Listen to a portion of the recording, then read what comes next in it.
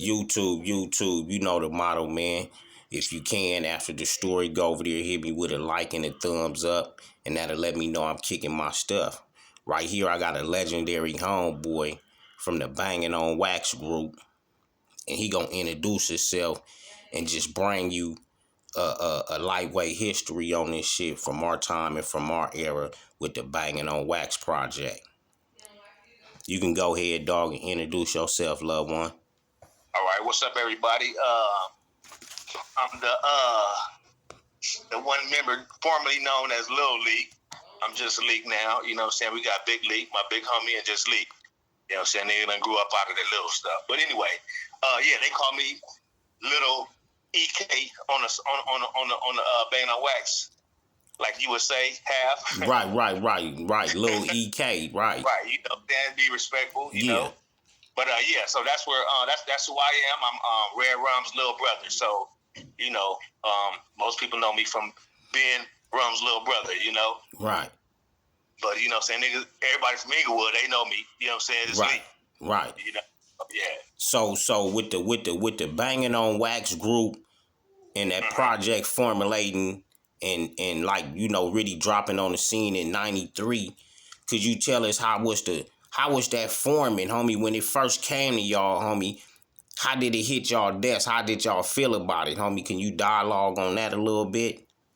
Okay, yeah. Well, so my brother was always into like the hip hop rapping, and you know what I'm saying, before he even started banging, that was him. He was MC LSD, light skin denominator, you know what I'm saying? So he always rapped. He always had a name throughout Inglewood, throughout LA, like as a youngster, like 16, 17, 15, 16, 17, he just was just known as that rapper dude, the light-skinned rapper dude with the green eyes. And not to cut you off, this the homie Red Rum.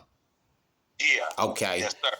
So they like, yeah, you know, little hazel-eyed dude right here, you know what I'm saying? So everybody used to be on him. That's how I kind of met Big Y when I first got to Monroe, like, because I was like a little bad little nigga. So before I went from elementary to going to junior high school, I had to go to summer school. Okay. So basically, how I got ran across Big Y, you know, he was a little young chubby dude with, like he said on another little interview, he had the little Troops on with the Kango. He was like a mix between Heavy D and LL Cool J, like back then. Right. This was like 87. My nigga. So, you know, I'm just like, you know what I'm saying, like checking him out. And my brother was always a rapper, so I always knew how the rapper swag and everything, but he just had a whole different type of, you know what I'm saying? He was like in it to win it, you know what I'm saying? The homie Big Y, yeah. Yeah. My brother was too, but my brother was like older than him, and he was like more advanced than Big Y at that time. Right. So yeah, by the time, because I was like like 2 grades under Big Y, and like maybe about 2 or 3. When I got to Monroe in the 9th grade, my brother was his last year as a 12th grader. Okay. Big Y was like 9th or 10th grade. Right. No, Big Y was 10th grade because he was a year older than me. So when Red Rum left, you still had like another year left with the homie Big Y. Yeah. Okay. No, because I'm like I said, it was summer school, so this was before I even came to the 7th grade. Okay, so you did. Grade, okay. Big Y was in the 9th grade. Right. So I had just barely missed him, but I got a view. I'm like, you know what I'm saying? Who is this dude? You know what I'm saying? Yeah. And people like, oh, that's the dude, the little rapper. You know what I'm saying? So I'm like, okay. And then, like I said, my brother was doing his thing, so I knew the little swag and everything. So I'm like, all right. And then by the time we all got to Morningside, my brother was already known for like battling dudes. Like he was like the rapper. You know what I'm saying? Like I said, when I got there in the 9th grade, my brother was already in the 12th grade. So he already had a name. Everybody knew him. So when I got there, everybody just embraced me. You know what I'm saying? Like, oh, that's LSD little brother. You know what I'm saying? Right. So everybody just embraced me. You know what I'm saying? So that's how I met Big Y and them, because my brother battled Big Y. You know what I'm saying? And they was like, that's that nigga little brother. You know what I'm saying? So that's how we all met with Stretch, which is Bolo. Right. So I know that had to be epic to have 2 legendary homeboys. Straight battle each other and shit. Right. So, you know what I'm saying? Like, gangbanging was like, gangbanging started becoming the shit. And then, like, the rapping was kind of corny to people. So nobody mixed the two together. You had a little bit of it, because you had what's his name? Dub C had a 111 song way back in the 80s. You had Back Down Denver Lane by I can't think of my man name from DL. Yeah. But he had a hard ass song back in them 80s. Yeah. DJ Quick had his little mixtape On back the real, in I was gonna say DJ Quick had his underground get down and shit was banged so off of. of. A little bit of it, but it wasn't to the extreme to where we took it. Well, actually, I ain't gonna even say we took it because it's really that nigga Kiki from Blue Blue. He took it to another level that made us take it to up a notch even more. You know what I'm saying? Right. Like, so to go back into when it, not to cut you off, to go back. So when it got, so when it got introduced to y'all, who introduced it to y'all then? Because I hear Kiki Loco. So what did he play a part on getting it introduced to y'all or what? Oh no. It was just when we would go to the Slauson swap meet or go to the Inglewood swap meet or something, we just see these blue tapes. Like, what is this shit?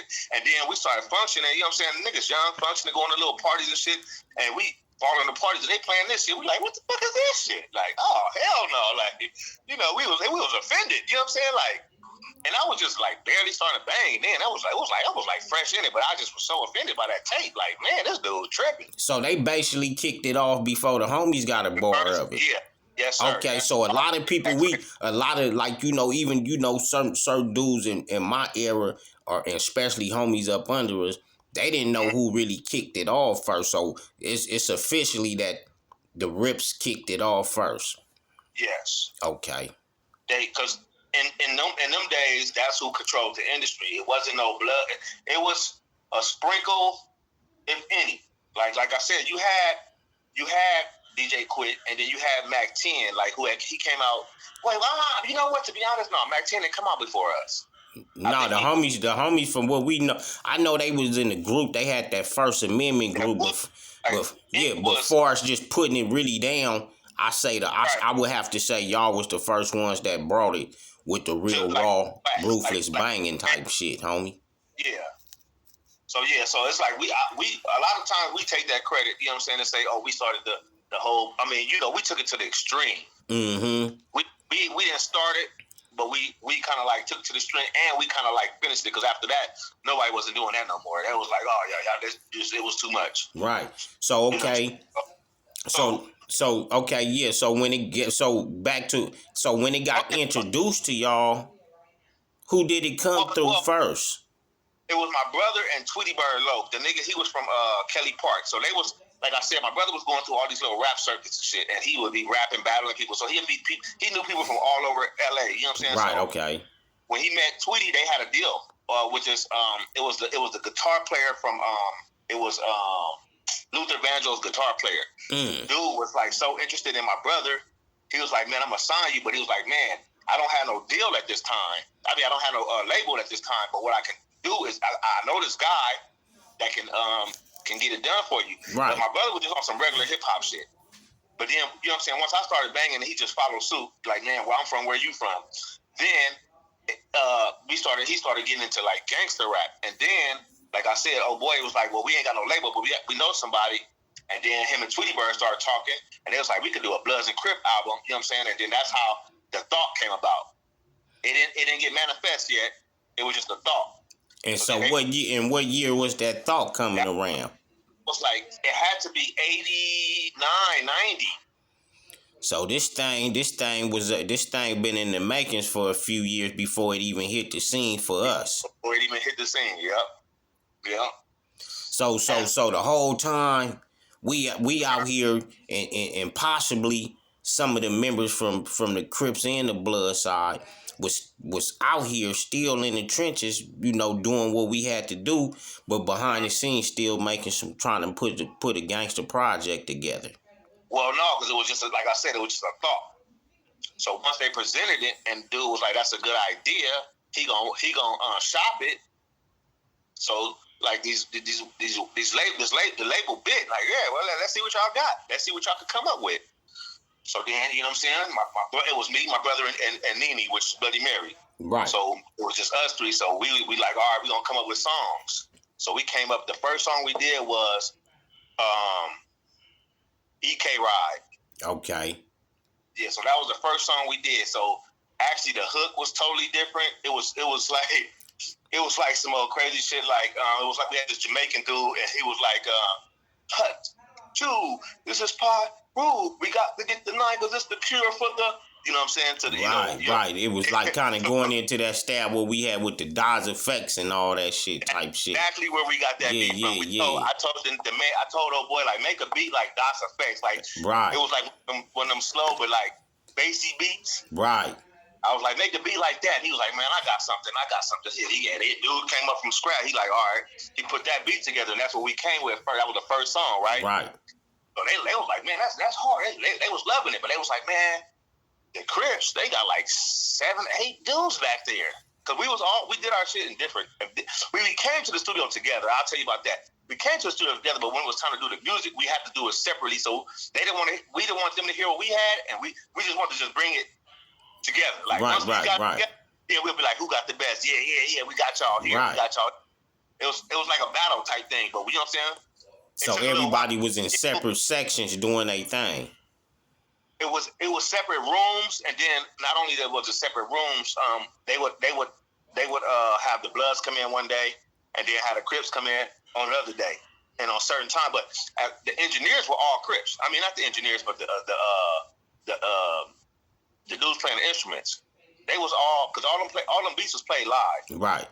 The dudes that was playing the shit, they was all Kelly Parks. Right, okay. So most of them played on both sides of the album. Right, instrumental wise or something like that. And then you had Battle Cat, which, you know what I'm saying, he's from 60, so right.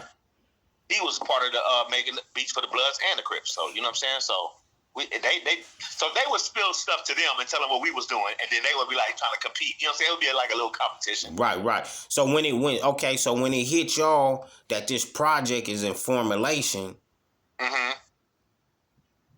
did y'all shop it to other homies to try to be a part of it? Because like I said, they was like, man, y'all ain't deep enough. Like, it's too many Crips and only like 3 Bloods. So y'all had to go out and recruit some more members. So we had to go out and recruit. Yeah, my brother was like, man, I don't know too many niggas that rap. You know what I'm saying? As far as this banging shit, like, niggas was not banging and rapping like that. Right. It was either you was banging or you was rapping. Rapping, right? Okay. Not to cut you off. I'm gonna pause it. So this can be so when I pick up, it'll be a part 2. Yes, sir.